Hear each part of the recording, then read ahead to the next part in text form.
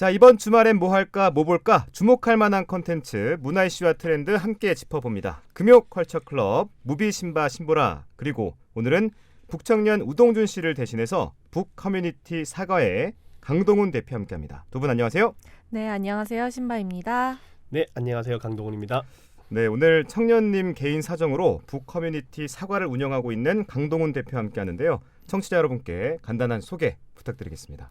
네, 저는 독서 모임 커뮤니티 사과를 지금 13년째 운영하고 있는 책을 억지로 열심히 읽고 있는 강동훈이라고 합니다. 반갑습니다. 네, 신바나 청년처럼 혹시 닉네임이 있냐고 한번 여쭤봤었는데 깡통이라고 들었습니다.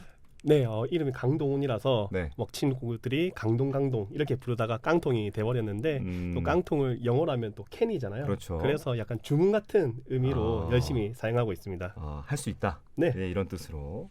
좋습니다. 오늘 두 분과 함께 할 텐데 오늘 주제는 크리스마스죠. 네, 그래서 두 분께 크리스마스에 관련된 책과 영화를 부탁드렸는데 신바님부터 함께 알아보도록 하죠. 오늘 소개해줄 영화는 뭡니까?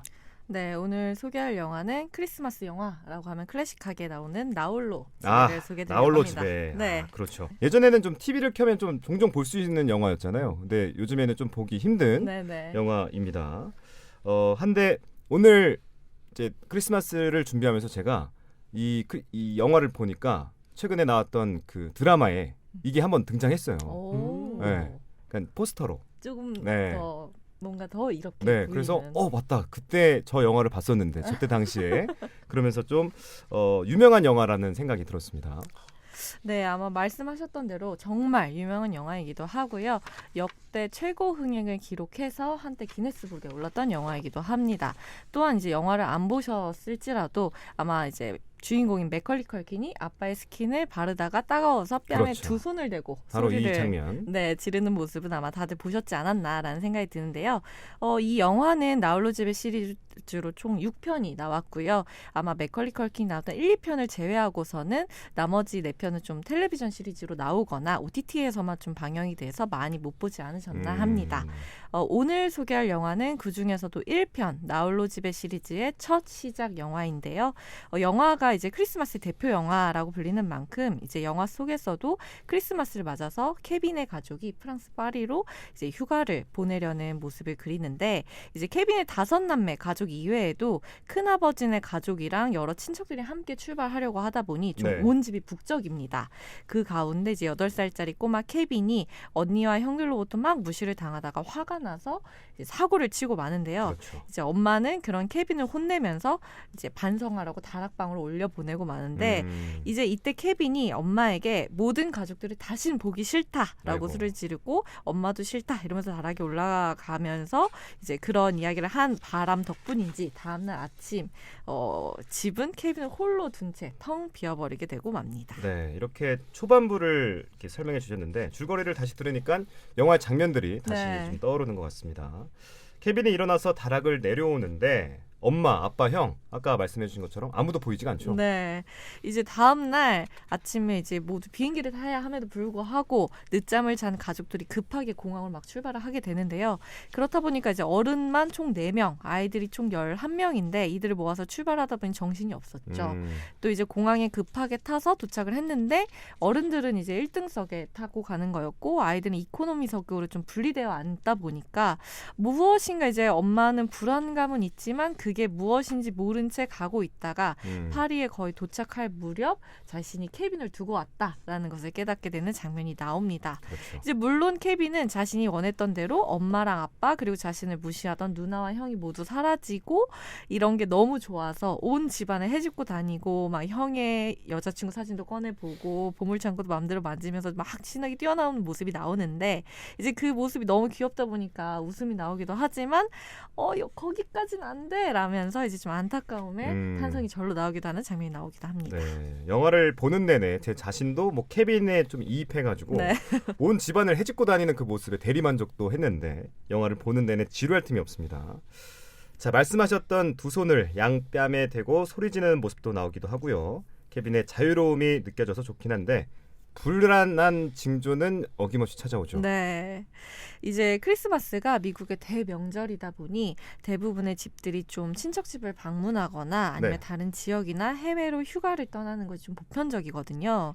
이제 그렇다 보니 도둑들도 이러한 빈집을 털기 위해 준비를 하는데요. 그중 케빈의 집도 한 곳이었습니다. 케빈이 조금 잘 살고 있는 집이라는 것은 영화를 보면 좀 알 수 있게 되는데 도둑들도 이제 이에 맞춰서 케빈의 집을 털기 위해 미리 사전 조사를 하고 언제부터 언제까지 휴가를 가는지 이런 준비를 하고 있던 중인데요. 다만 이제 너무나도 똑똑했던 케빈은 자신의 집을 털러 올 것을 미리 눈치를 채게 되고 이에 맞춰서 직접 도둑을 물리치기 위한 지도를 그리고 그리고 그 지도에 맞춰서 집을 지키기 위한 만반의 준비를 하게 됩니다. 굉장히 똑똑하게 준비해요. 네, 굉장히 똑똑하죠. 네. 그래서 처음에는 도둑들이 방문했을 때 이 집안에 나 말고 어른들이 있다. 그런 것들을 보여주는 이제 모습을 보여주기도 하는데 이후에 다시 침입할 것을 대비해서는 집안 곳곳에 부비 트랩을 맞습니다. 설치하고 그들을 기다리게 됩니다. 그래서 혹자는 이 영화가 부비 트랩을 보여주는 되게 대표적인 영화다라고 하긴 하는데요. 그렇게 평가할 수도 있겠네요. 네. 그래서 이제 결국 도둑들은 이 집을 포기를 하지 못한 채 다시 이 집을 방문을 하게 되고 네. 이제 집을 터는 것뿐만 아니라 자꾸 이 꼬마가 자신의 어떤 계획들을 방해하는 것에 약이 바짝 올라서 이 케빈 하나를 잡기 위해 온 힘을 다하지만 이제 케빈의 덫에 걸려서 온갖 수모를 당하게 맞아요. 되는 장면이 맞아요. 나옵니다. 아마 이제 기억 나실 거예요. 이제 막 맨 발바닥에 타르가 붙어서 찐득이거나. 근데 이거는 좀 그죠? 보는 약간 내내 좀- 물론 통쾌하기도 한데 그죠? 약간 네. 좀 눈살을 좀 맞아. 이렇게 너무 하는. 아픈 거 아닐까 네, 뭐 이런 그래서 막 생각도 들고. 크리스마스 유리 장식물들 맨발로 아. 밟기도 하고 다리미도 맞아, 맞고 다리미도 맞아요. 네, 페인트통도 맞고 머리에 불도 붙고 네, 난리가 나죠. 네. 자, 이게 어렸을 적에는 그냥 웃으면서 봤는데 네. 이제 이렇게 어른이 되고 나서 보니까 저 얼마나 아팠을까. 저때 당시에는 뭐 특별한 기술이 있었던 것도 아닐 거 아니에요. 그쵸, 그쵸. 진짜 생으로 다 맞았을 것 같은데 지금 보니까 좀 그 도둑들이 안쓰럽기도 하고 또 어떻게 하면 좋을까라는 생각이 드네요. 네, 되게 애쓴다는 모습이 네. 보이잖아요. 아마 이제 우리가 커서 다시 봤을 때는 그런 고통의 크기도 물론 느껴지고 또 그들의 짠내나는 모습들이 맞습니다, 좀 웃으면서 맞습니다. 좀 눈물겨워서 그런 것이 아닐까 싶은데요. 케빈 역을 맡았던 맥컬리 컬킨이 정말 연기를 잘하다 보니까 더 몰입해서 보게 되었던 것이 아닌가 싶기도 합니다. 특히 저도 어렸을 때는 케빈이랑 같은 마음이었지만 커서 봤을 때는 좀 케빈이 약을 올릴 때라든지 그런 모습을 보면 정말 얄밉기도 하고 좀 똑똑하다라기보다는 영악스럽다라는 표현이 좀 더 잘 어울리는 그런 느낌이었기도 했는데 영화를 보면서 조금 덜 찡그리게 좀 보시기 위해서 몇 가지 비하인드 이야기를 좀 알려드리다 보면 좋습니다. 어떤 네. 얘기죠? CG가 발달하지 않았던 그렇죠. 90년대 영화이다 보니까 실제로 있던 일들이 아닐까 싶기도 한데요. 어. 다행히도 예를 들면 머리에 불이 붙는 그런 장면은 마네킹을 활용해서 영화를 찍어서 거울로 반사를 시켜서 조금 표현을 했다든지 네. 아니면 이제 못을 밟는 모습이라든지 그런 네. 것은 못을 좀 고무로 만들어서 조금 표현을 하기도 했고 또 얼음이나 이제 오너먼트 맨발로 이제 걷는 모습이 나오잖아요. 네. 근데 그것은 고무로 살색 고무로 만든 양말을 찍고 신어서 조금 안전하게 찍었다라고 할 수 있고 또 총도 맞는 모습이 나오는데 네. 총을 이제 실제로 맞은 것은 아니고 이제 그림을 그려서 합성같이 이렇게 해가지고 CG처럼 해가지고 그런 걸 안전에 찍기도 했는데 다만 타란툴라 거미가 나왔던 장면이 있죠. 네네. 이 거미는 CG도 모형도 너무 가짜 같아가지고 실제 타란툴라 거미를 활용을 했다고 합니다. 그래요? 다만 이제 거미가 소리를 들을 수 없으니까 네. 소리는 크게 질러도 된다. 아. 네, 그래서 이제 원테이크로 찍자 해가지고 오. 타란툴라 거미는 실제 거미를 활용해서 영화를 찍었다고 합니다. 그저 그냥 웃긴 영화로만 생각했는데 네. 이렇게 시간이 지나서 다시 돌아보니까 깊이 있는 장면들도 있고 네네. 미처 몰랐던 뒷얘기도 있는 영화인 것 같습니다. 저 역시도 사실 좀 예를 들어보면 예전에는 케빈의 집이 그냥 집이구나라는 생각이 되었는데 네. 이제 아이들이 보호받지 못하는 집이 과연 집으로서의 기능을 할 수 있을까라는 그런 생각이 들기도 했고요. 또 크리스마스 장식으로 꾸며진 집이 참 예쁘게만 느껴지긴 했었는데 저 집에 혼자 있을 아이들에 대한 생각이 좀 많이 들기도 했습니다. 네. 실제로도 그 당시 이제 미국에서 좀 맞벌이를 하시는 분들이 많았다고 하는데 이 영화를 보고 나서 그런 맞벌이 부부들이 좀 충격을 받았다라는 이야기가 있기도 하더라고요. 그래서 물론 이제 아이들에게만 집중하느라 뭔가 나의 일상이나 나의 삶에 대해서 좀 지키지 못하는 것들도 사실 여러 문제가 있다고 생각은 들지만 아이를 낳은 이후 부모로서의 책임이나 이런 빠르게 돌아가는 사회 속에서 내가 꼭 지켜야 할 가족에 대한 가치 그리고 그런 중요성들은 좀 결코 쉽게 보거나 잊어서는 안 되지 않을까라는 그런 교훈을 주는 영화인 것 같기도 합니다. 물론 이제 맥컬리 컬킨이 1980년생이다 엄청 보니까 형이더라고요. 그쵸 우리보다 네. 그래서 좀 벌써 40살이 넘었기도 했고 넘었네, 진짜 넘었네. 네, 이 영화가 좀 나왔던 시대나 현재가 좀 많이 달라졌기도 했는데 그럼에도 불구하고 잊지 말아야 하는 것들 또 그런 중요한 것들은 변하지 않는 것 같아서 좀 말씀드린 부모로서의 책임, 가족에 대한 가치 그리고 또 가족이 아니더라도 자신이 소중하게 여기는 사람들과의 관계 그런 관계 안에서의 회복들은 좀 여전히 중요한 것들이니까요. 그렇죠. 좀 이 영화 그런 분들과 함께 재밌게 즐기시며 보시면 좋겠고 영화가 끝난 후에 함께 봤던 가족이나 친구들을 꼭 안아주면서 메리 크리스마스라고 이야기해 주시면 좋을 것 같습니다. 좋습니다. 네. 크리스마스 하면 떠올랐던 영화 중 하나죠. 크리스 콜럼버스 감독, 맥컬리 컬킨의 주연 영화 나홀로 집에 만나봤고요. 오늘 영화를 소개하면서 영화 속 장면들이 머릿속에 떠올랐는데 이번 크리스마스는 나홀로 집의 시리즈를 좀 보시면서 추억 여행에 빠져도 좋을 것 같고 영화 속에 등장하는 미국의 크리스마스 분위기들도 물론 과거지만 좀 느껴보셨으면 좋겠습니다. 자, 이제 책으로 넘어가 보죠. 강동원 대표님 어떤 책 준비하셨습니까? 네, 이틀 뒤면은 연말의 분위기를 제대로 만끽할 수 있는 크리스마스인데요. 네. 우리나라뿐만 아니라 뭐 전 세계적으로 좀 힘든 시기를 보내고 있는 것 같아요. 네. 그럼에도 불구하고 우리가 크리스마스이기 때문에 잠시 한숨 돌리면서 내 곁에 함께하고 있는 사람들의 이런 안온할 나라들을 좀 기원하면 좋을 것 같아서 네. 크리스마스에는 김금희 소설가의 신작 소설집 크리스마스 타일을 소개합니다. 자, 김금희 소설가의 크리스마스 타일. 네. 뭐 크리스마스 카드도 아니고 크리스마스 선물도 아니고 크리스마스 타일이라고 하니까 좀 아리송한데 어떤 책일지 궁금해집니다. 자, 이 책을 고르신 특별한 이유가 있다고요? 네, 크게 이 책을 선정한 이유가 두 가지가 있는데요. 네. 먼저 일단 제목부터가 뭐 크리스마스를 그렇죠. 저격했지 않습니까? 네. 네. 2019년도에 작가님께서 이제 크리스마스에는 이란 단편 소설을 쓰셨는데 뭔가 이야기가 끝나지 않은 것 같았대요. 그래서 그 이야기를 조금 더 이어서 크리스마스를 주제로 한 연작 소설을 써봐야겠다라고 그렇구나. 기획을 하셨고 네. 총 이제 7편의 크리스마스와 관련된 이야기가 담긴 소설집이 지난 한 달 전, 딱 11월 25일 날 출간이 되었습니다. 따끈따끈한 시간이네요. 그렇죠. 네. 그리고 두 번째 이유는 네. 또 이 작품에 등장하는 대표적인 배경들이 바로 부산이라는 점입니다. 그래요? 네. 이 책 속에는 뭐 서면 오. 젊음의 거리, 뭐 해운대 꼼장어 골목 오. 또는 뭐 송정 바닷가 같은 공간들이 네. 등장하기 때문에 특히 우리 같은 경우는 그 작품을 읽으면서 그 공간에 나올 때 거기에서만 있었던 또 나만의 기억, 추억들을 떠올리게 된다면은 더욱더 작품에 몰입할 수 있지 않을까라고 생각을 했습니다. 네, 부산을 배경으로 펼쳐진다고 하니까 더 관심이 가는데 이 작품이 갖고 있는 독특한 매력이 있다면서요?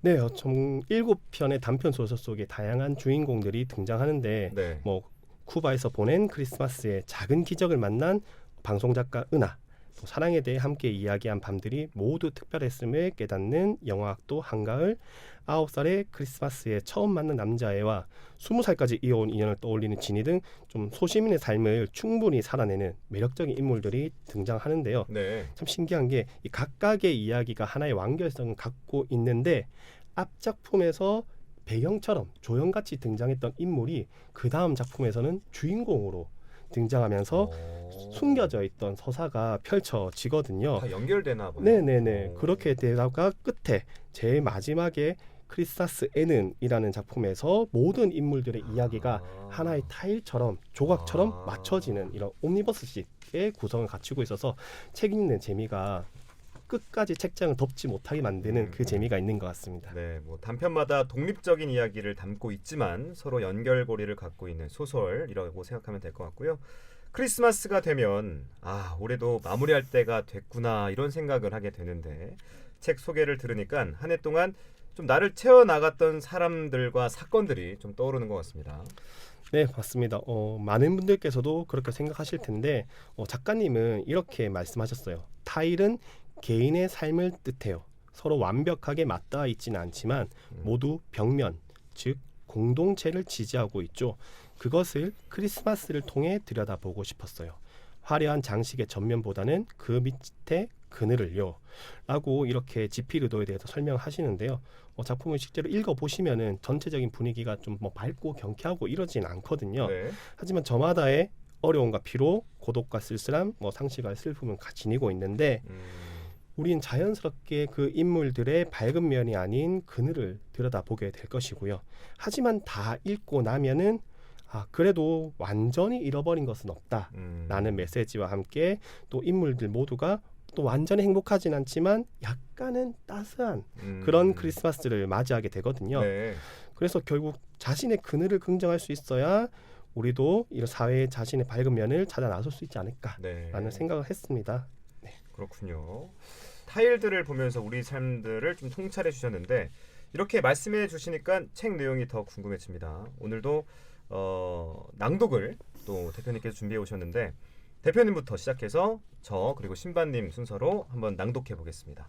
대표님부터요. 네. 은하가 교회도 다니세요? 하고 다시 묻자 할머니는 크리스마스 때만 간다고 대답했다. 그날이 주님 근양반 생일이라 기분이 좋은 근양반이 기도를 잘 들어줘서 간다고. 은하는 그 말에 푹 웃었다가 농담인가 진담인가 알 수 없어 다시 표정을 수습했다. 그리고 가면 어떤 기도를 하느냐고 물었다. 뭐 바랄 게 있겠어. 그냥 아프지 마라 하지. 할머니는 당연한 걸 묻는다는 듯이 하품을 하며 답했다. 아프지 마라. 죽어서도 아프덜 말고 살아서도 아프덜 말고 그 말밖에 더 있겠어? 그것은 암 선고 이후부터 자신이 내내 하고팠던 기도이기도 했으므로 은하는 오히려 말문이 막혔다. 영화를 보다 밖으로 나와도 해는 중천이었고 그렇게 손잡고 가는 길에 할머니는 인생에 필요한 경계랄까 교훈이랄까 하는 것들을 진지하게 알려주기도 했다. 그중 기억에 남는 말은 너무 상한 사람 곁에는 있지 말라는 것이었다. 꿈을 잃지 마라. 거짓말하지 않는 사람이 되라. 근면하라처럼 흔한 당부가 아니라서 인생의 아주 비밀스러운 경계를 품은 듯 느껴졌다. 그리고 대개의 교훈들은 실천되지 않는다는 점에서 우리가 행할 수밖에 없는 불가피한 실수, 너무 상한 사람 곁을 지키고 말 것을 암시하고 있기도 했다. 정말 그럴까? 여러 번 의심했지만 영화를 보고 할머니와 돌아오던 그 한낮의 일들이 지금의 나를 만들었다고 믿었다. 예술학교 학생으로 영화를 전공하게 되었으니까 비록 휴학 중일지라도 말이다. 올해 크리스마스에도 눈이 올까 하는 생각을 했다. 마치 누군가의 머리 위로 죄의 사함을 선언하듯 공중에서 끝도 없이 내려오는 그 눈송이들이. 그것은 비와 다르게 소리가 없고 쌓인다는 점에서 분명한 아우라가 있었다.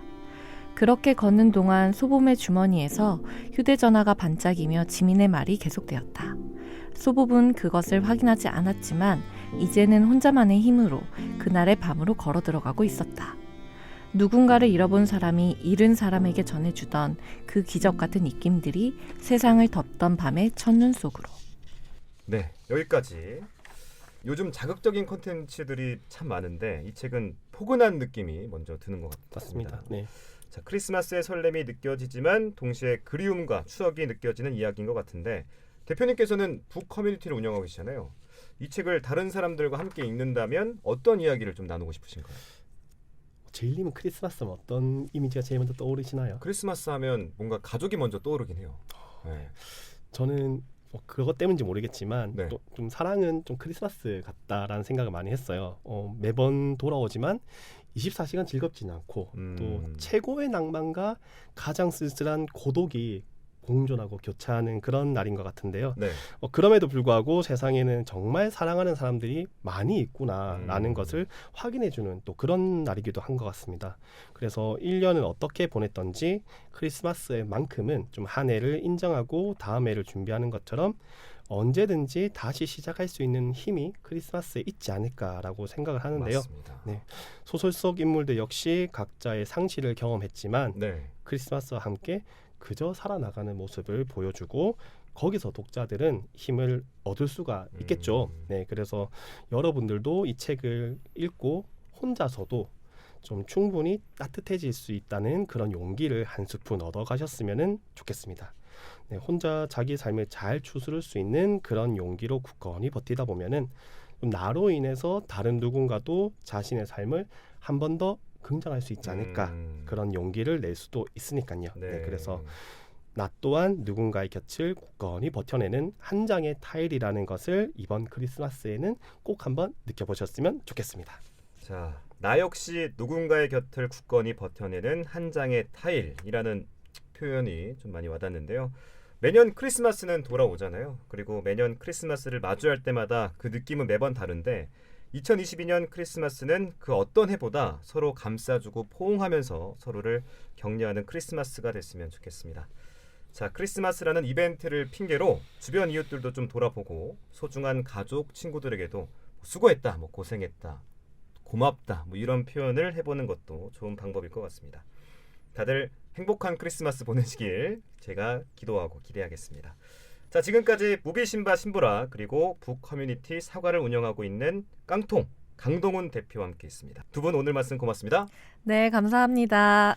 네, 수고하셨습니다.